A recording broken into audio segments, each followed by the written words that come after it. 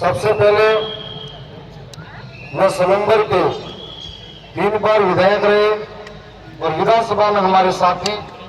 वैचारिक लड़ाई हमारी अलग थी, लेकिन अनुभव के मामले में हमेशा लिया करता था। कुदरत का ऐसा संयोग रहा कि वो आज सलंबर की जनता के बीच में नहीं रहे। मैं उस दिवंगत आत्मा को याद करते हुए उनके परिवार के प्रति सच्ची श्रद्धांजलि अर्पित करता हूं। साथ में इस प्रकृति से प्रार्थना करता हूं कि उसके परिवार को दुख सहने की शक्ति प्रदान करें। अलाहाबाद मैं हमारी बात चालू करूं कि तीर कमानों से मैं खेला करूं, न डर है चौकी थानों का, छाती ठोक कर कहता हूं मैं छोड़ा आदिवासी घराने का।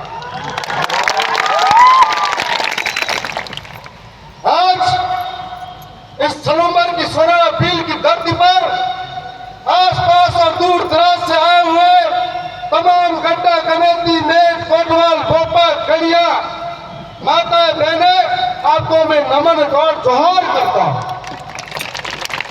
साथ में मेरी विधानसभा के लसारिया चंदारा की देवतुल्य जनता और वहां के कार्यकर्ता, जिनको भी मैं बहुत बहुत धन्यवाद करता हूं कि जिस दिन की वजह से मैं इस सम्मानित और गर्वित महसूस इस मंच पे कर रहा हूं। आज साथ ही जो मीडिया के बंधु आए हुए हैं, तमाम पुलिस का प्रशासन है, उन तमाम लोगों का इस पंडाल के अंदर हमारी ओर से हार्दिक हार्दिक जोहार स्वागत करता हूं। साथियों, विश्व आदिवासी दिवस हम सब यहाँ एकत्रित हुए हैं, एक बहुत बड़ा उद्देश्य लेकर एकत्रित हुए। जब पूरे देश और दुनिया के अंदर आज तक किसी समुदाय, किसी जाति या किसी अन्य लोगों के नाम से कोई दिन की घोषणा नहीं होती है, लेकिन सिर्फ आदिवासी दिवस के नाम पर घोषणा होती है और पूरे विश्व के अंदर 100 करोड़ देश मिलकर इस दिन को जश्न के रूप में मनाते हैं। यह बहुत बड़ी उपलब्धि है, परंतु इससे के पीछे मनाने का एक उद्देश्य यह है कि इस धरती पर एकमात्र ऐसा जीव है, वो आदिवासी है, जो इस प्रकृति की रक्षा कर सकता है, पेड़ पौधे जंगल पर्वत पहाड़ नदियों की पूजा करता है। आज जो दुनिया जिस जगह चोरी की ओर बढ़ रही है, दुनिया के अंदर आधुनिकता की जगह जोन के अंदर जिस तरीके से विकास के नाम पर इस प्रकृति का खिलवाड़ किया जा रहा है, उसके लिए हमारे आदिवासी भाई बंधु ऐसे त्योहार बनाकर एक संदेश देना चाहते हैं कि हम असली प्रकृति के रक्षक हैं, हम असली प्रकृति के वारिस हैं और दुनिया से हटकर हमारी संस्कृति, रीति रिवाज, बोली, भाषा, परंपरा दूसरे लोगों से, अन्य लोगों से भिन्न है। और आज हम भोले भाले आदिवासियों के साथ में सदियों से कुटाराघात तो हुआ, लेकिन राज्य और केंद्र की सरकारों ने भी हमारे साथ में विकास के नाम पर बड़ा धोखा किया। कभी सरकारें नारा लगाती है और स्कूलों के अंदर एक पेड़ लगाती है और नारा लगाती है कि एक पेड़ मां के नाम, दूसरी ओर हसदेव राजस्थान के नाम कर दिया। आज इस बात को समझना पड़ेगा कि एक तरफ आप हरियाली की बात करते हो, दूसरी तरफ कोयले के नाम पर हसदेव जैसे पहाड़ों को निपटा देते हो। आज दूसरी ओर यदि आदिवासियों का विकास चाहते हो तो बांसवाड़ा के पावर न्यूक्लियर पावर प्लांट के नाम पर हजारों आदिवासियों को विस्थापित कर देते हो। बैन बेडू के नाम पर बैन बेडू के ऊपर डंडे चलाते हो, आंसू गैस के गोले चलाते हो, तो काई का हरियाली बना रहे हो, काई का एक पेड़ मां के नाम कर रहे हो। दूसरी ओर आज जगह जगह आदिवासियों को विस्थापन होना पड़ रहा है, कभी खनन के नाम पर, कभी डैम के नाम पर, कभी स्टैच्यू ऑफ यूनिटी के नाम पर आदिवासियों को विस्थापित होना पड़ रहा है। यह सरकारें यदि आदिवासियों की हितैषी होती तो उनके जल जंगल जमीन को सुरक्षित करती। यह सरकारें यदि संविधान को मानने वाली होती तो संविधान के अंदर दिया हुआ 5वीं अनुसूची, जिसको धरातल पर लागू करवाने में मदद करती। मैं साथ में राजस्थान की सरकारों का भी कहना चाहता हूं कि हमारे लोगों के लिए ट्राइबल एडवाइजर कमेटी का गठन किया जाता है। का मतलब जनजाति सलाहकार परिषद। अभी जनजाति सलाहकार परिषद का अध्यक्ष राजस्थान का मुख्यमंत्री बैठा हुआ है। जब आदिवासी की समस्या क्या है उनको पता नहीं है, आदिवासी का विकास किस तरीके से किया जा सकता है उनको पता नहीं है, आदिवासी का बजट किस तरीके से खर्च किया जा सकता है उनको पता नहीं है, तो ये अध्यक्ष किसको बताएंगे कि हम आदिवासी का विकास कैसे करें।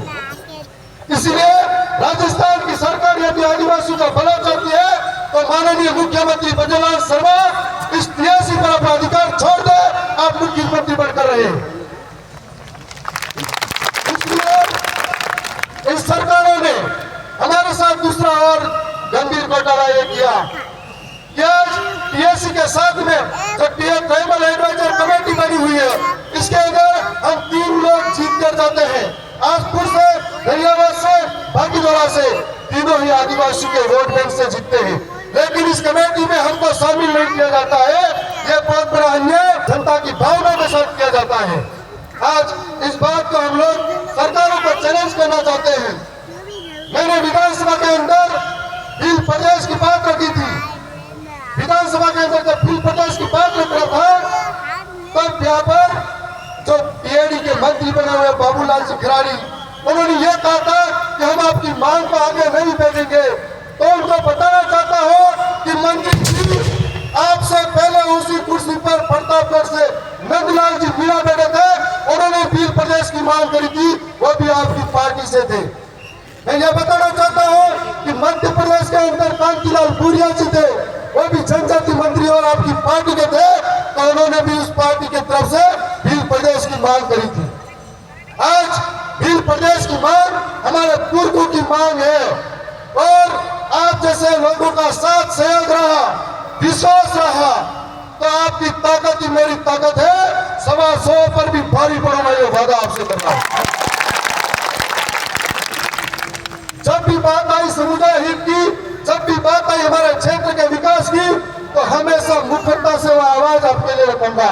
साथ में बता देना चाहता हूँ स्थानीय प्रशासन को भी कि हमारे इलाके के बहुत बड़ी माइनिंग का काम चल रहा है, चाहे सरवणी के अंदर हो, चाहे लसाड़िया का इलाका हो, चाहे हमारे दरियावत का इलाका हो, इनके अंदर कोई नियम और मापदंड से काम नहीं किया जाता है। राज्य की सरकारें जब भी कहती है कि बजरी माफियाओं का इलाज करेंगे और इन बजरी माफियाओं के नाम पर हमारे घर में बैठे गरीब जो थोड़ा थोड़ा पैसा करके ट्रैक्टर लाते हैं उन पर कार्रवाइयां करते हैं, बड़े माफियाओं के साथ में मिलकर पार्टियां करते हैं, इन सबको छोड़ा नहीं जाएगा, क्या आपके माध्यम से कहना चाहता हूं। साथ में मैं एक और बात कहना चाहता हूं कि वैचारिक रूप से स्थानीय विधायक अमृत जी हम लोग वैचारिक रूप से अलग थे, लेकिन कभी इस क्षेत्र की बात आती थी तो बताते थे, बहुत मेहनती थे कि मेरे इलाके में शिक्षा की व्यवस्था जर्जर हो चुकी है, हालात गंभीर है, सड़कों के हालात गंभीर है। तो माननीय मुख्यमंत्री जी कल उस दिवंगत आत्मा को नमन करने इस इलाके के अंदर आए थे। यदि आप अमृत जी को सच्ची श्रद्धांजलि देना चाहते हो तो इस इलाके के अंदर अमृत जी के जो सपने थे कि यहाँ की स्कूलें सही हो, स्कूलों के लिए अलग से बजट दीजिए, तो मानेंगे कि सच्ची श्रद्धांजलि है। यदि आप उनके इलाके के अंदर सच्ची श्रद्धांजलि देना चाहते हो तो इस इलाके की सड़क व्यवस्था, स्वास्थ्य व्यवस्था सही कीजिए, तो मुख्यमंत्री जी मानेंगे कि आपने सच्ची श्रद्धांजलि दी है। और आज इस तरीके से इस इलाके की तमाम समस्या है।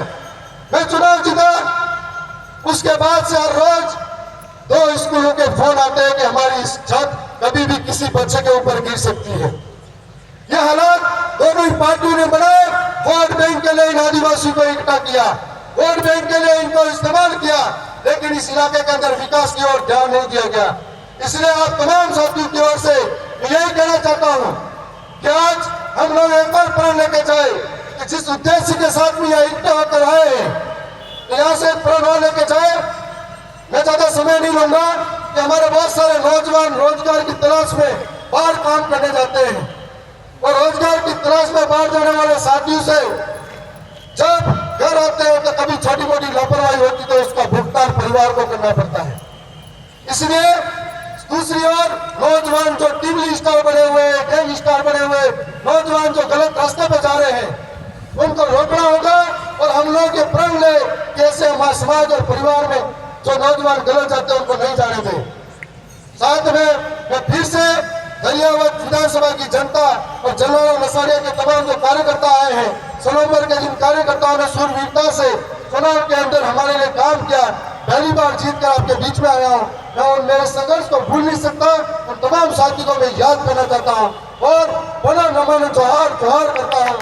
साथ में मैं 2 लाइनों के माध्यम से मेरा खत्म कर देता हूँ।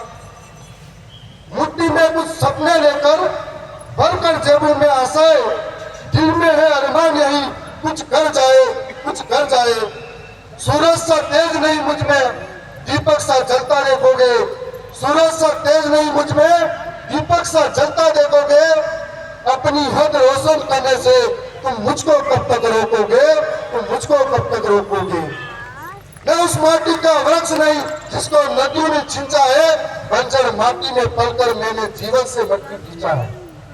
तो आज आपकी आवाज जब जब मैं सदन में उठाने की कोशिश करता हूं, तब तब पूरे सदन के लोग हमें रोकने की ताकत लगाते हैं। लेकिन मुझे मालूम है कि मेरे क्षेत्र की जनता इस विश्वास के साथ मुझे समझती है। तो मैं ये कहना चाहता हूँ कि आपका विश्वास और आपका ताकत ही मेरी ताकत है। इसलिए आने वाले समय में सरकारें हमको रोकना चाहती है, खत्म करना चाहती है, लेकिन आप हम पर विश्वास बनाए रखना। अगर आपकी विश्वास और ताकत रही तो वहां विधानसभा के अंदर 5 साल तक पूरी विधानसभा हिला के रखेंगे। बहुत बहुत धन्यवाद आप सबका। मेरा आगे और भी कार्यक्रम था, मैं अपने आप में गर्वित महसूस कर रहा हूं कि आप सबसे मिलने का अवसर मिला। धन्यवाद, जोहार, जय आदिवासी, जय भील प्रदेश। बहुत बहुत धन्यवाद विधायक साहब, आपने हमारे लिए अमूल्य समय निकाला, इसका हम आभारी हैं। बहुत बहुत धन्यवाद विधायक महोदय को। एक बार जोरदार तालियां हो जाए। विधायक साहब ने यह घोषणा करी है, इस प्रोग्राम को करने के लिए विधायक साहब की ओर से 21,000 रुपए घोषणा करी है। विधायक साहब के लिए जोरदार तालियां हो जाए। आगे सांस्कृतिक कार्यक्रम भी है।